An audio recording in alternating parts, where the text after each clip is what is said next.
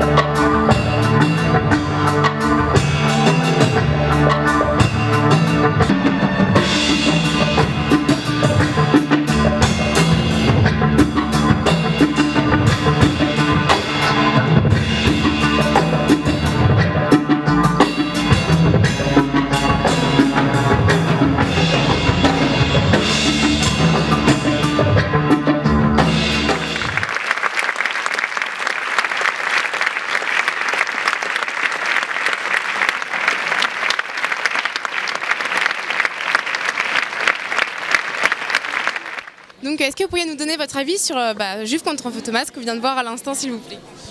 Moi j'ai vraiment aimé, je connaissais pas du tout l'histoire avant et j'ai vraiment trouvé ça sympa et j'ai surtout aimé le fait que les musiques étaient vachement modernisées, il y avait un peu d'électro et tout ça et ça rendait vraiment le ciné hyper sympa.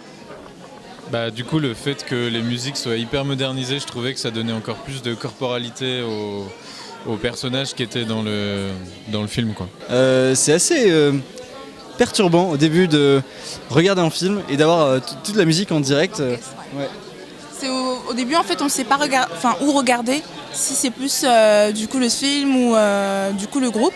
Mais j'ai trouvé intéressant parce que au fur et à mesure, c'est comme s'ils se fondaient en fait dans le film. Et du coup, moi je me suis concentrée plus sur l'écran, mais il y a des moments où soit un instrument se rajoute ou il s'enlève et du coup on regarde un peu ce qui se passe. Du coup là je redescendais vers le groupe, mais j'ai trouvé intéressant un enchaînement du regard qu'on devait faire à chaque fois. Ça change l'image qu'on peut avoir du cinéma muet, du cinéma de cette époque, des prémices un peu du cinéma. Et c'est hyper cool en fait, de remettre ça au goût du jour.